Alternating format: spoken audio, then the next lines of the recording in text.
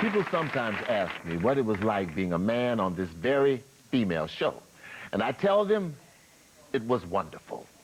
But you don't have to take my word for it. All the men who appeared on this show walked away with a great experience.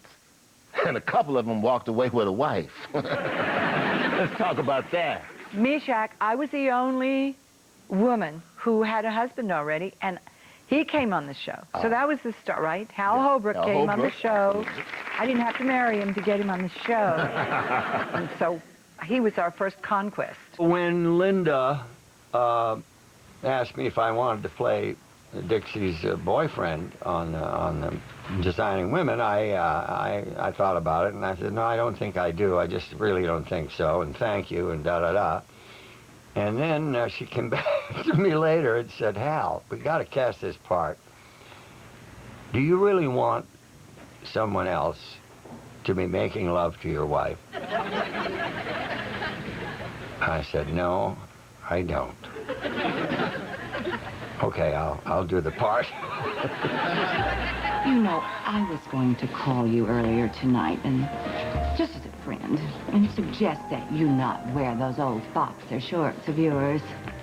Young girls find them very unsexy. Yeah, well, I'm not wearing my old boxer shorts. If it's any of your business. You're not? No, I got some new underwear. You did? That's right.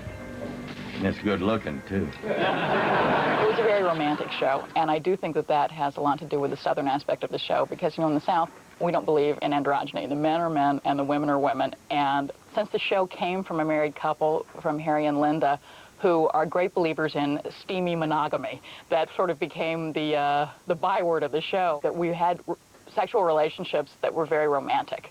We never showed one-night stands. The women, when they had relationships, they were always really intense and long-lived relationships. And it wasn't just going to be the next guy, it was going to be the right guy. So, you're J.D. Shackelford. Well, Mr. Shackelford, you have certainly got yourself a handful of woman tonight. It was never a difficult dilemma for me, having to play with Annie Potts on stage as J.D. and then at the same time be falling madly in love and marrying Jean Smart. And we are gonna rock and roll and lose control because you are man and I am woman. W-O-M-A-N, I'll say it again. And I'll say amen. It was the 5th episode. We hadn't even aired yet. And I saw him up at the top of the stairs, and I thought, I like the way that guy looks. And he's got this great smile and these little crinkles here, and I thought, oh, I hope he's on our... I hope he's on our show. Yeah. Jean said the first day, as God is my witness, Jean Smart said, okay, because we were always sitting around a little, you know, after rehearsal, before rehearsal, she said, okay, everybody, hands off. This man is mine. Delta came over. Richard, come here. What? Okay, are you married? What's your phone number?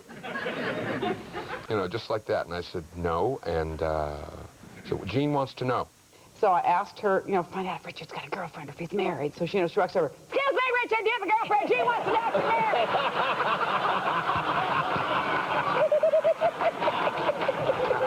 No, but I told him, because I knew I was being kind of flirtatious and everything, and I told him, I said, well, you know, every time there's a guest star, one of us takes turns being assigned to that person to make them feel welcome and have lunch.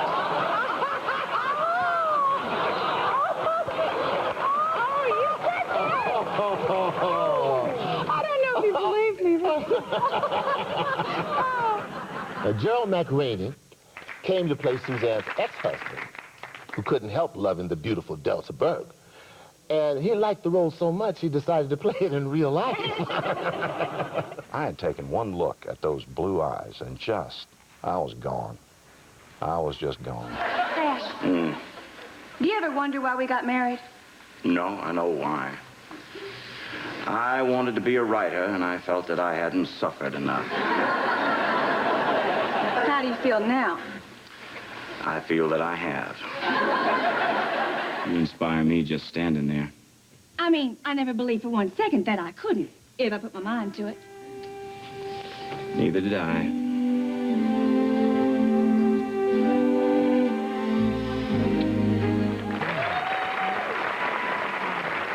That was the kiss, right? That was it. That was the one. That was the one. Okay.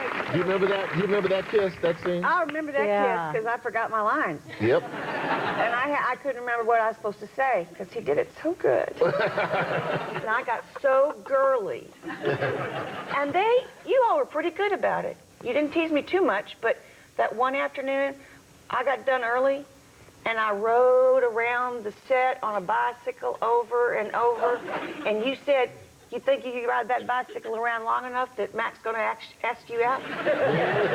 She could always nail you on it. And then after that, he asked you out for a drink across the street over there at Warner Brothers, and I went too. And you excused yourself to the bathroom like, I'm going to the bathroom.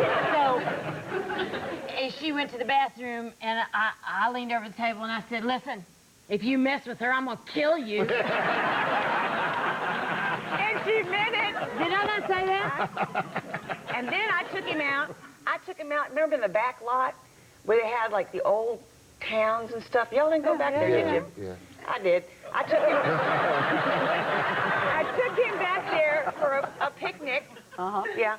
And I thought it'd be private. Little tour groups kept coming by. And I don't know what came over me, but I did say, because I had this incredible urge, I said, would you mind if you just laid on top of me for a moment? You did not do that, I Chelsea. did. I just have to wrap my legs around you just for a minute. Hush. Hush. Stop. Stop it. I did not. Stop her. Stop her. And he did. Is that true? Oh, what are you on your side? Hot roses. Okay, I just got to say this about the roses. Remember white roses I'm came? so scared now. No, the white roses White came. roses. And that was my favorite flower, and he'd asked me out for a date. Well, of course. Well, he has just now done this, and the card was amazing that he sent, and I fell in love with them. I mean, that card was amazing. He just now, while we were shooting this, sent me white roses. Just, yeah, an hour. And sent the same card, which in Mississippi there is a section of the state studded with antebellum homes. Rich in both beauty and substance, it is so fertile that if one simply casts seeds onto the soil, they will sprout and flourish and bring new life in this enchanted place we call the Delta.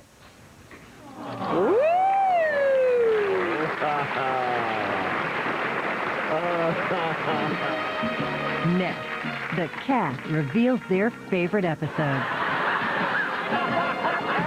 And later, the conversation turns personal. Didn't you like her better when she was mentally ill?